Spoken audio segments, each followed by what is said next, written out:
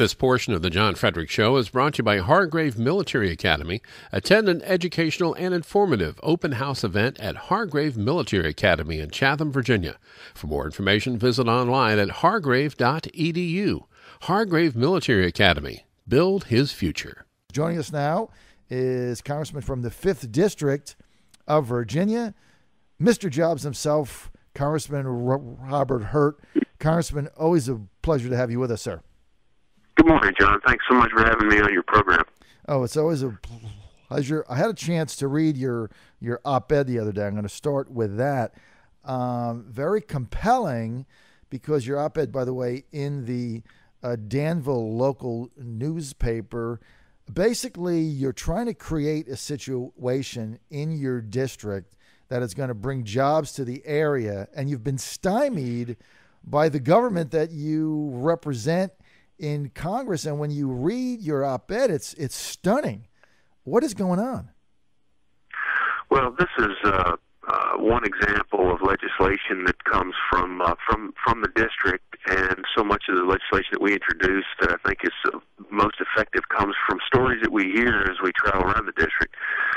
This is a well-known story in Southside Virginia, over in Henry County, and actually there are two parks that would be affected by this bill, one in Pennsylvania and one in Henry County. But in Martinsville, across Southside, but in Martinsville, Virginia, and Henry County in particular, we're talking about localities that have been extremely hard hit by changes in the economy and, of course, by the 2008 economic meltdown. We've had unemployment there at rates as high as 20%. And so when the local officials and the state officials get together and take it upon themselves to create an opportunity to land a big economic development prospect, right. What they've done is they've developed a plot of land that's very, very attractive. It's right on the state line, close to a major highway, rail, all of the essentials, and in the process they have to develop the property and make sure that it's properly permitted from the Corps of Engineers in terms of surface water. Right.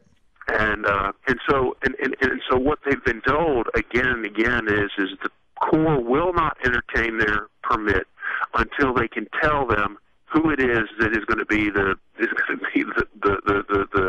company that locates there. It's absolutely absurd. It's called they call it speculative development, and say that we're not going to issue a permit till we know who's going to be there. And the county says, well, I'm sorry, we don't know who's going to be there, and we can't get anybody to agree to come until they know that this permitting situation is dealt with. And the Corps has been absolutely recalcitrant, and we've met with them a number of times, and finally last week we introduced a bill that I hope will solve the situation and clarify the issue that they're hung up on. But it's a perfect example of how far Washington is removed from local people. When you have a place like Southside Virginia has been absolutely devastated in terms of jobs, and here we are, people trying to fix it and being stopped in the most callous and, as I said, recalcitrant way. I mean, it's scary. And now the good news is you were able to get together with 9th District Congressman Morgan Griffith, Senator Mark Warner, Tim Kaine. So this is a bipartisan effort. But the fact that you've got to jump through these hoops, at the end of the day, the way I understand it is the local officials of the area took it upon themselves to say, how do we take some land, develop it so that we can get companies in to create some jobs for our people, because the jobs are gone. And then, like if we build it, obviously we think they're going to come. We've talked to enough people. We can get companies to come in. We can create some jobs, create some economic activity. And then it's just stymied by bureaucratic red tape that makes no sense. Obviously, you don't know who's going to be in there, and nobody's going to come in until it's told that, the red tape is done. They can't come in. Yep, so it's a proverbial cart by the. But the scary thing is, Congressman, I mean, times this by what, 100, 1,000, 10,000? I mean, how many other communities throughout the United States are going through the same thing. I mean, that's well, what's the thing scary. that's most outrageous about this is we're starting to see other examples where they are doing this, but this is actually a new interpretation of the law. Same law, but they've decided in their infinite wisdom to change their interpretation of the law. During the meetings that I was with these folks, the bureaucrats, I mean, I was shocked to see the way what seemed to me the lack of understanding of what the law was, and then the different interpretations they would bring to the meeting every time we came to a meeting, which suggested just an ignorance of the law, and that this was really more just truly an arbitrary and capricious exercise of power because they had it. And you see examples of this from bureaucrats in Washington all the time, and it's truly frightening because you've got people who are out here minding their own business, trying to do the best they can for themselves, and then you have the government swoop in and say, nope, not good enough for me. And, the difference, it's interesting, the regulatory structure in Richmond I've found over the years and hear from my constituents versus what's in Washington is frankly, generally speaking, quite different. In Richmond, the state government regulators will come in and they'll say, look, we want to help you and figure out how we can get you to where you need to be. Whereas Washington comes in and says, sorry, you're not going to. We're going to shut you down, and that's a fundamental problem in Washington. It needs to be cleared up, and this is a great opportunity to work again, as you pointed out, with Morgan Griffith and of course Senator Warner and Senator Kaine, who I'm very grateful have come to the aid of these folks because we're desperate down here. Well, and the thing is, this is why I think what you've done and try to put out there is so powerful that people can understand it. I mean, this is not partisan or ideological. This is just people in a hard-hit economic environment trying to find a way to create jobs that don't make any sense. Now, Congressman Hurt, ObamaCare, there's some in the House of Representatives now saying, hey, this is our only shot to defund this thing, and to stop it, we got to defund it. And that might mean, we might have to just shut the government down, let the chips fall where they may. Is that the only alternative, sir? Well, first of all, there is no question Obamacare is devastating to this economy. It's prevented our recovery, a full recovery, and all and we hear these stories all across the 5th District. And we've got to do everything we can to stop it. We have to remember, though, that this was a law that was passed by the previous, an earlier Congress and signed by this president, and it's been ruled constitutional. I can't tell you how much I disagree with the Supreme Court in its decision, but I'm not on the Supreme Court. It is a law on the books, and I think based on everything I continue to hear from my constituents, from my first campaign to today, I know that one of the top priorities for me is making sure that we ultimately repeal that law.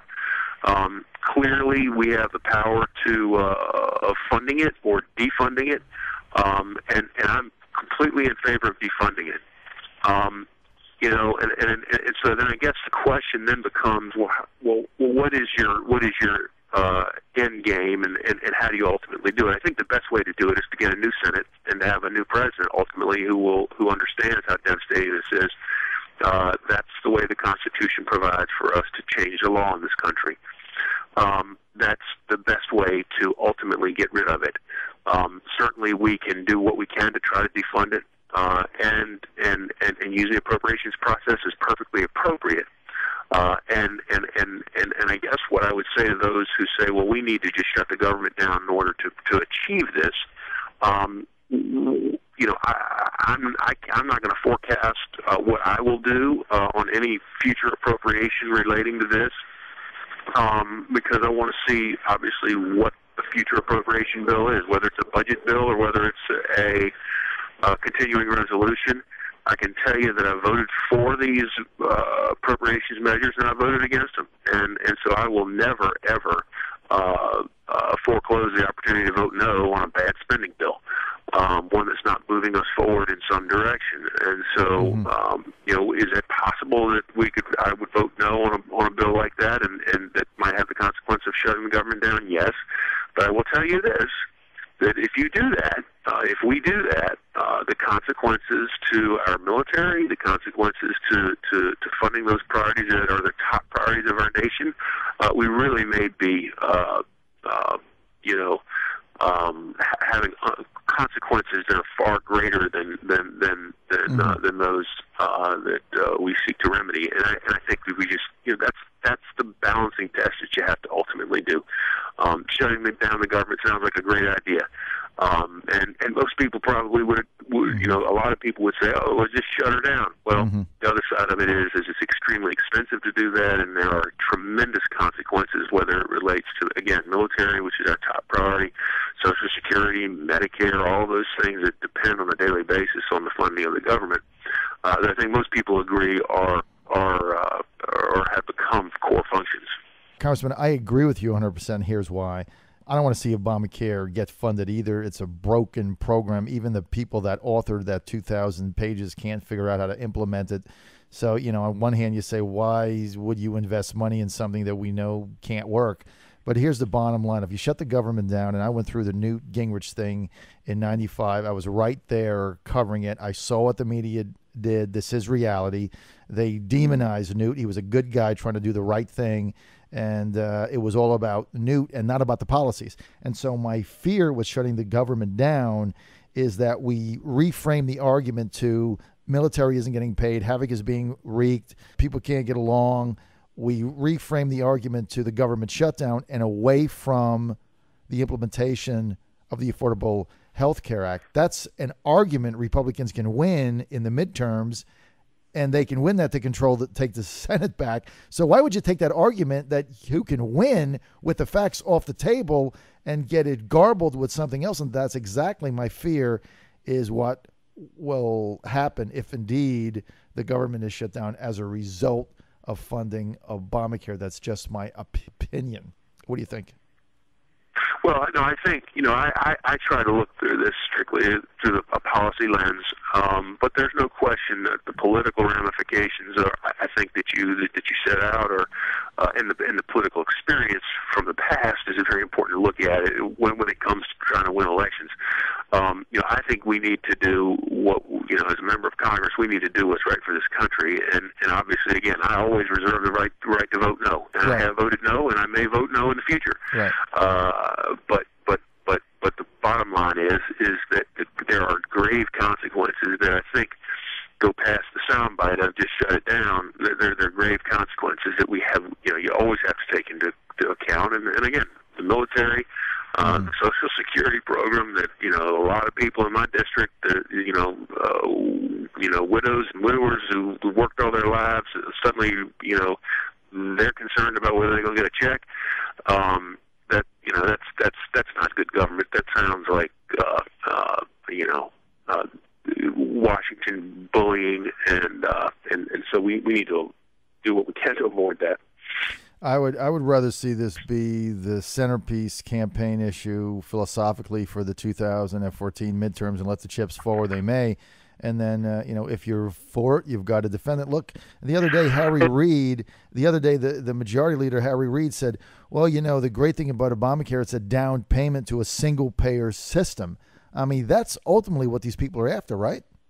Listen, and that's exactly right. And I think that you're exactly right that, of course, I think back on the 2010 election, I think that there's no question that the health care issue was the issue that fueled such a big sweep in the House of Representatives. It was a giant issue in our race. And I think that it's going to be a huge issue in 2014. I don't think that it is a coincidence that the president pushed the employer mandate past the 2014 elections. I mean, Sure. It's just about as crass as anything that you can imagine. Just plain crass. And so that's the game that they're playing. They know that this is a loser for them, and so I think that it's my hope that this issue will get the attention it deserves in the election. I hope so. Hey, Congressman, we're out of time. Congressman Robert Hurt from the 5th District of Virginia. He's a Republican. He's the guy that's out there doing real work, trying to create jobs in his district the old-fashioned way, running into all kinds of problems. Congressman, you got a great newsletter that you send out for our people in Virginia. If they want to sign up for that, where do they go? What do they do? hurt.house.gov.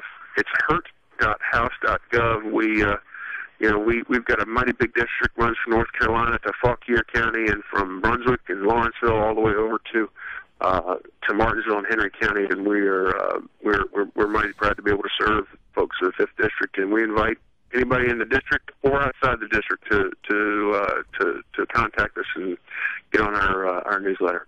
Okay, Congressman, thanks for being with us. We'll have Thank you you so back. much, John. I always enjoy it.